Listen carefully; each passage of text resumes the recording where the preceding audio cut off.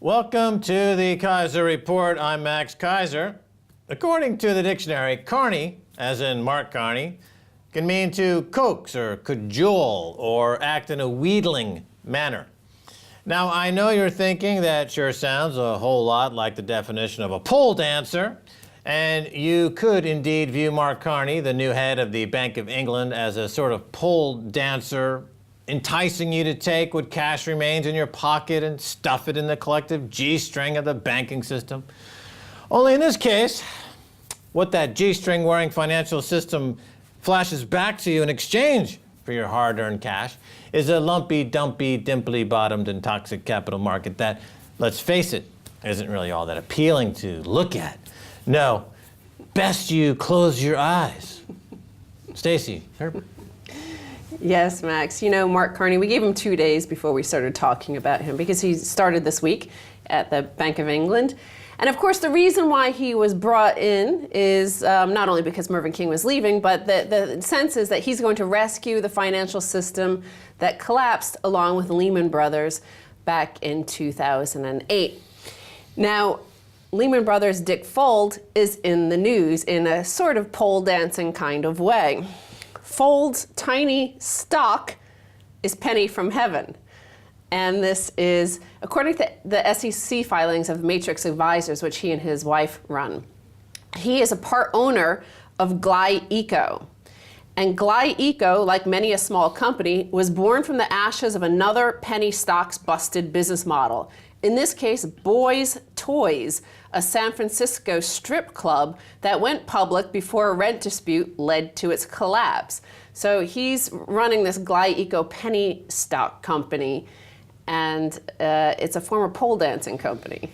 Oh, Dick Fuld. There he heads into the wasteland known as the penny stocks.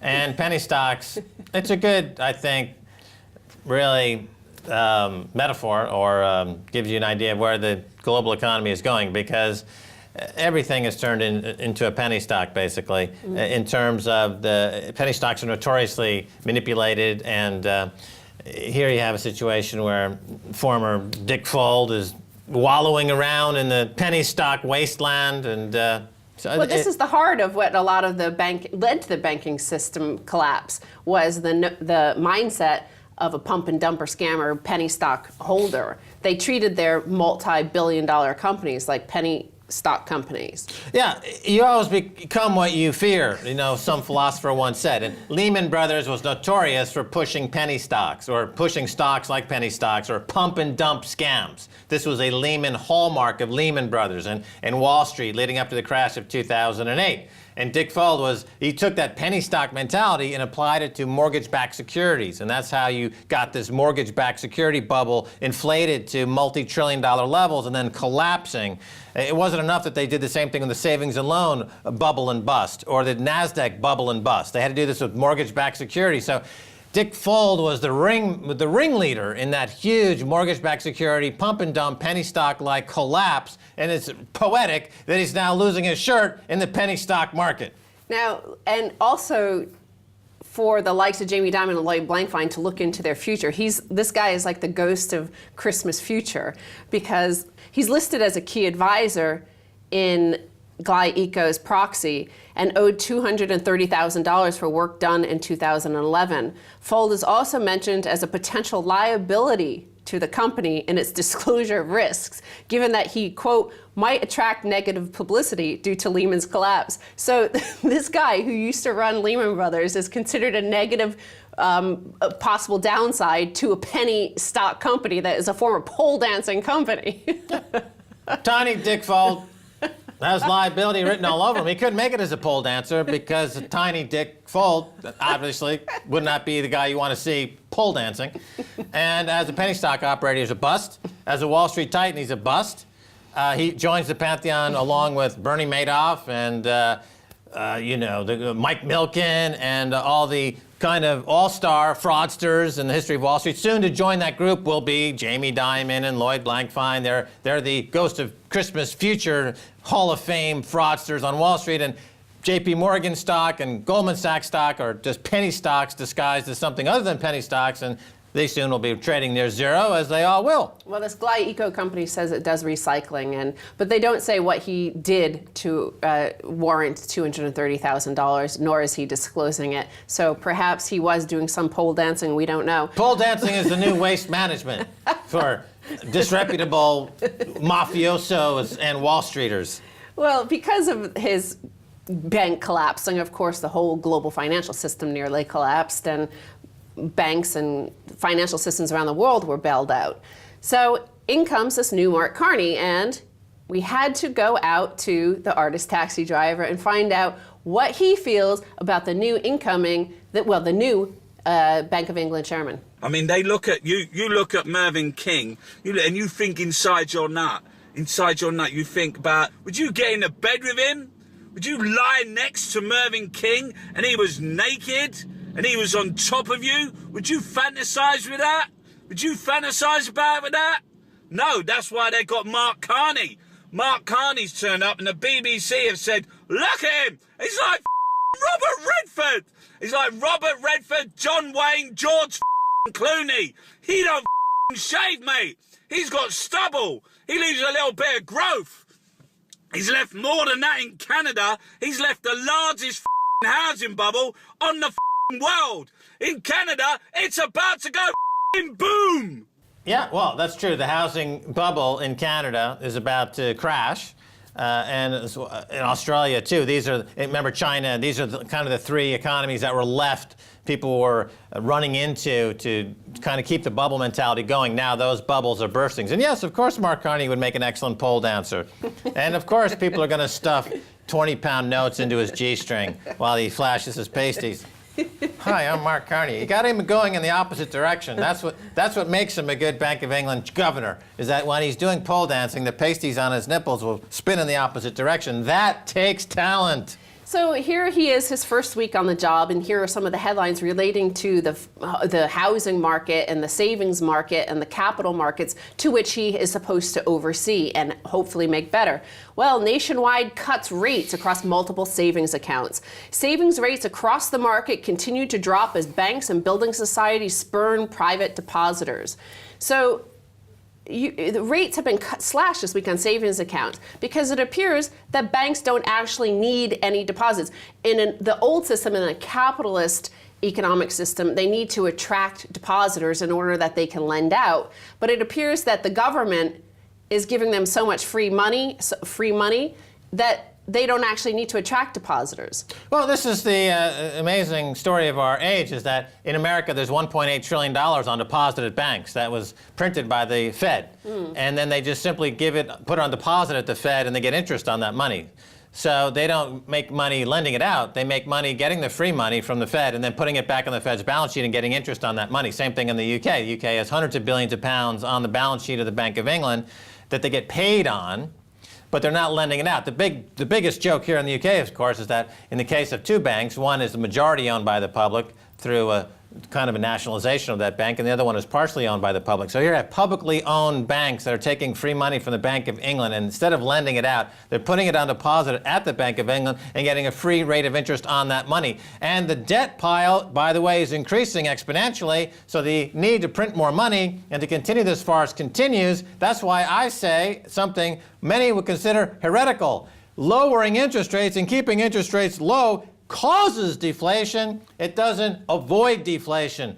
Because that is not in the skull of Mark Carney, the pole dancing, hockey puck, brain damaged idiot who's now running the Bank of England, we expect more of the same. So they also not only cut rates on their savings, but they also cut across the bond, all their fixed rate bonds. Other cuts applied to fixed rate bonds. Last week, a 4-year bond paid 2.3% across all of Nationwide's brands, falling this week for new savers to 1.9%. The change represents a 21% cut in returns. And it's causing deflation. Mark Carney, I predict, will get up and he'll say, look, we've got to expand quantitative easing because of the problem of deflation. That's a lie, because his quantitative easing and Mervyn King's quantitative easing caused deflation. He's axiomatically wrong. He's a financial T-word. Well, the article blames, and many analysts blame, the government's funding for lending policy, which was launched last summer. So we're going to turn to a headline regarding this and explaining why exactly this funding for lending policy is destroying the lives of savers. Bank of England policy is transferring wealth from savers to fund the banks. How funding for lending and QE continue to erode rates. Banks are being offered cheap money by the government under the scheme, so there is less incentive to offer high interest rates to attract deposits, and it has recently committed to continue the scheme. So the government is giving these banks free money, and they're telling them they could do whatever they want with it. It's below the bank rate, so they're able to use the discount in any way they want. The government doesn't tell them what to do. Most of it has gone into property speculation. They've given it to property developers and people to buy mortgages and flip mortgages, which is why, of course, the housing market here is booming again. Right, you have asset bubbles, but you have deflation, and you have austerity, and you have wages that are stagnant at less than 1% growth because of the quantitative easing, because of these bank gimmicks that Osborne and Carney are involved with. Yes, concurrently, you have a housing bubble that's unsustainable, like the Canadian housing bubble, will burst and cause misery like the other housing bubbles. And the bond market is bursting and causing misery as we predicted it would. It's now doing it. But that's not the same as economic growth. A bubble is not growth.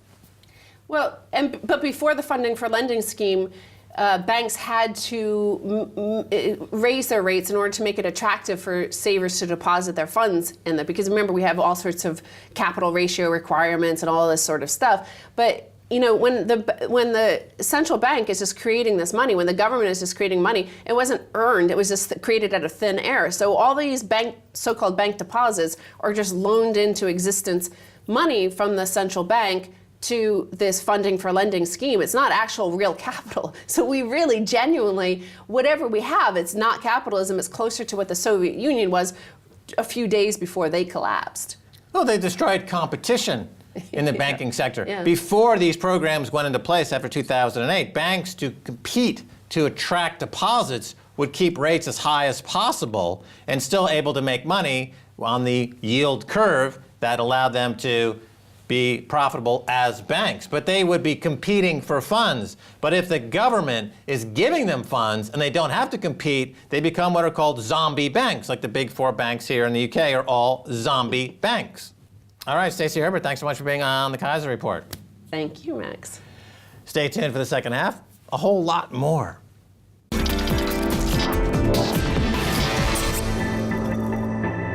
Welcome back to the Keiser Report. I'm Max Keiser. Time now to turn to Paul Somerville, the CEO of Somerville Advisory Markets. Paul, welcome to the Keiser Report. Hi, Max. All right, Paul Somerville, let's talk about hashtag Anglo-Tapes, which has been sweeping Twitter. Now, first, we've got a major reveal coming because you've done some investigative work on this. But first, let's remind the audience of the story thus far. Sure. Well, I suppose to start off with that, the story about Anglo-Irish Bank is not a story about one rogue bank. It's basically the story of cronyism in Ireland. So what we need to say is that Anglo-Irish Bank lost a lot of money through the property crash. We all know that. So did many of the other banks. One thing before we start would be that the Irish economy was very fragile, no matter about these losses in the banks. So they lost about 30 billion so far. Other banks lost another 34 billion, so the total around 64 billion for the Irish banks. You know, the Irish economy is a very small economy, so that is a huge number. It's 45% of GDP. Right. When you mention crony capitalism, of course, what you're talking about is the collusion between bankers and regulators to inflate an enormous bubble. Well, that's exactly it. So these tapes that have come out recently are actually helping the establishment, because what they're trying to say is there was a couple of rogue bankers. Okay, the tapes, when did they come out? Sorry, well, the tapes were tapes in 2008, 2009, but they've just been revealed by a major newspaper in Ireland in the last week or so. Okay. So these, you know, they have millions of tapes. We've only heard some hours of these tapes, but most of the tapes so far have been between 2008, 2009, and they are from the Treasury function in the Anglo-Irish Bank and what the traders were saying to the CEO and what the CEO was saying to them. It's quite important that the CEO's phone was not taped, but so you only hear the conversations when it's the dealing room or the Treasury department talking to him, or they're talking back and forth. But again, I'd like to stress that the Irish economy was fragile no matter what, and secondly, that Anglo-Irish Bank, yes, it did lose a humongous and it was a rogue bank, but the establishment wants us to think that it's just rogue bankers when actually there's a lot more to it. There's tremendous collusion between the banking sector and the government. That's why you have a collapse of the Irish economy, the collapse in the Greek economy, and the collapse in economies around the world, is that there's a neo-fascism in place, and we see it certainly in Ireland. It's one of the most corrupt governments in Europe historically than any other government, and that's also part of the mix here, is that the crony capitalism in Ireland is one of the most severe problems of any European country. But the tapes themselves, and you can hear the tapes, so you've got actual voices on these tapes, and they're threatening, essentially, give us the money, we're going in with arms swinging, they're threatening violence. It's a stick-up, isn't it? What's the difference between this and a hold-up?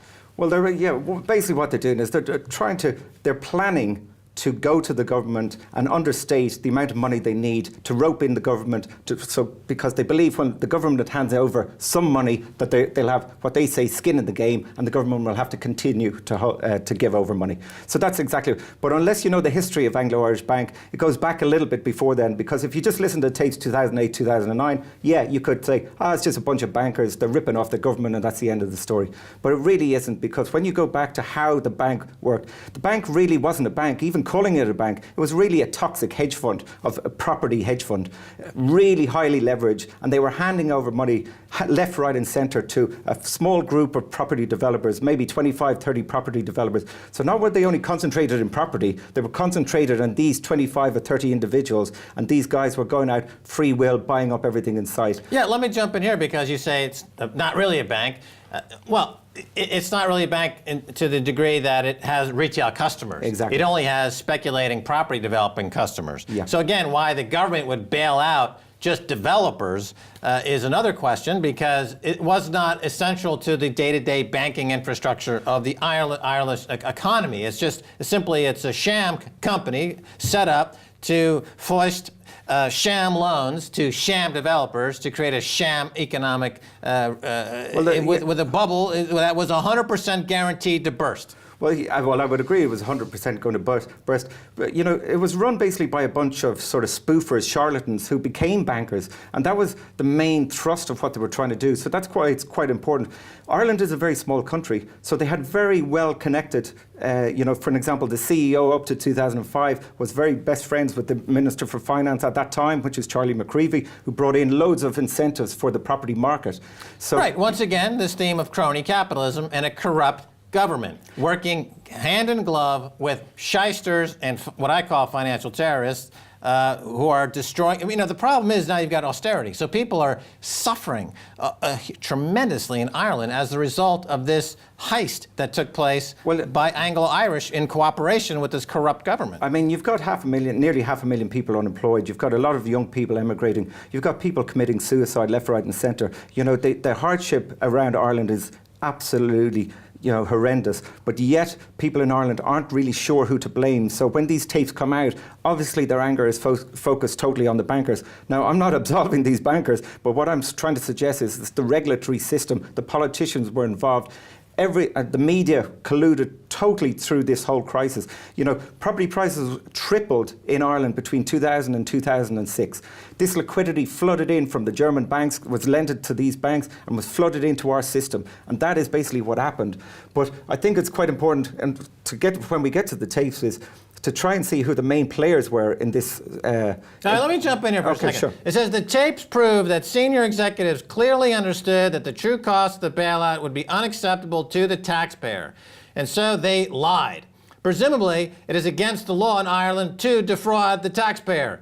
But will any criminal charges now follow? Paul Somerville. Well, you see, this is where the court cases maybe will come to. You say they lied, but actually these bankers are their defence is going to be that they, in collusion with the financial regulator, is what they did. So they are. All right, so they're using the Hitler defence, because everything Hitler did was legal, including the pogroms and the incineration of millions. That was totally legal. So the total incineration of the Irish economy is totally legal. So the Irish people should say, hey, it's great. It's legal that I'm suffering austerity, that my baby can't survive, that I'm dying. It's great, because it's legal. Well, maybe so, but don't forget, there was collusion within the regulator and this is yet to be proven, but between the politicians and the regulator is a very important thing. So I'll just go back to, say, 2005, because I think it's quite important. The CEO of Anglo-Irish Bank stepped down. He was very well connected politically and stepped down in 2005 and became the chairman. Now, so far, the bank was doing very well. Obviously, the property market was booming and things were fine.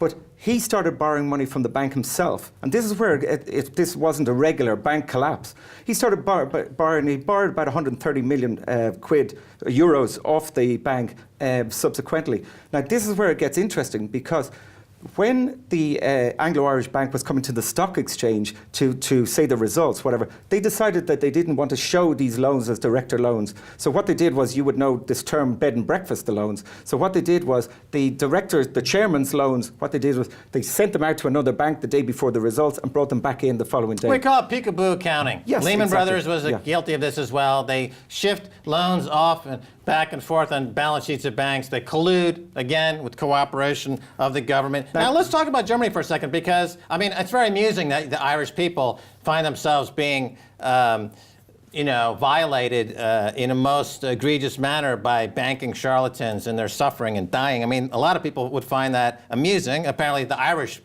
in fact, don't give a flying, about their own people enough to care about them. Okay, that's Ireland. But Germany, which is a sound country with a sound government and sound people running it, it's infecting their banking system. What right does Ireland have to infect Germany's banking system with your dancing around and playing like you give a flying hoot about yourselves? I mean, if you don't want to save yourselves, well, I don't. Then if you're ready to committing talk. suicide, why bring Germany into it? Germany's a fine country with fine people. Why are you bringing them into it? Well, I don't agree with that at all. And one of the biggest banking collapses of all time was actually DEFA Bank, which was based in Ireland as a German bank. So I think you've got your facts. Yeah, but wrong there. it didn't suffer, and Germany didn't suffer as a result of it. The Irish people are there to be abused. That's their role in the Eurozone. Well, they're there to be abused. Well, they're slaves. Yeah. They started as slaves. They continue to be slaves. They're now debt slaves, and they're happy to be debt slaves. Well, you've got a point. Irish people are very docile. They realise that someone has inserted something anally, in their anal All right, let me tract. stop for a second, because we've got breaking news. All right, obviously I'm being a bit hard here in this interview, Paul Somerville, because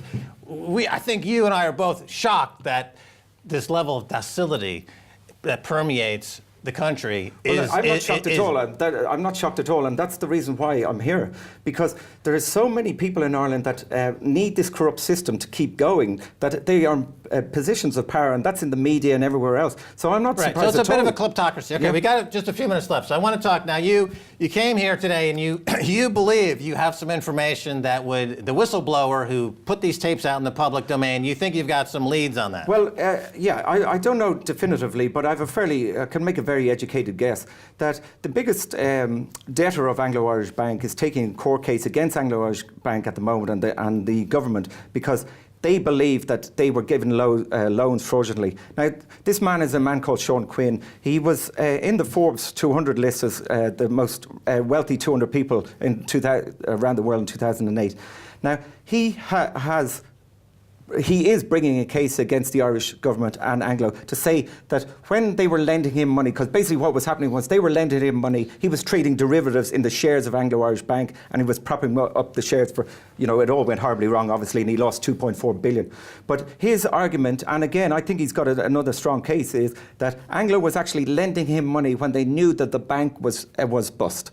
So it wasn't a liquidity problem, but they also believe, Sean Quinn also believes that the Anglo, in cahoots with the regulator and the Irish state, knew all this when they were lending him money. So his defence is going to be that they were lent the money fraudulently, and I think he's got a fair case. Okay, but, so Sean Quinn... I would just have to state, I'm not 100% that he leaked the tapes, but I would say that someone close to him and the associates of Sean Quinn are trying to get the Irish population on their side, so they have leaked the tapes into the domain.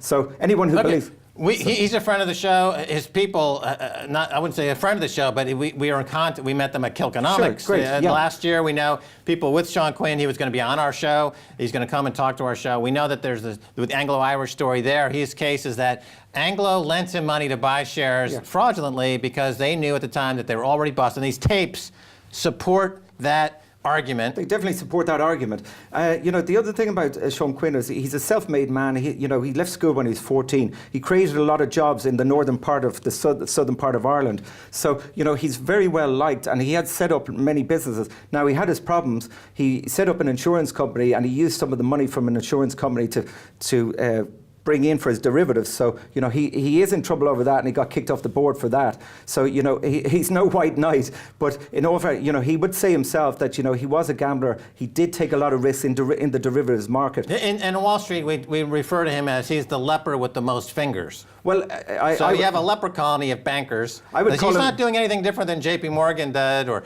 Goldman Sachs does, or HSBC, or Barclays. They all commit similar frauds to allegedly what Sean Quinn is being committed, except he had the misfortune of being wrapped up and tied up in this Anglo-Irish case, which was a spectacular, very public blow-up, and so he got pulled in. All right, Paul Somerville, we're out of time. We got to go, but thanks so much for coming to the studio today to be on the Keiser Report. Thanks, Max. It's a pleasure.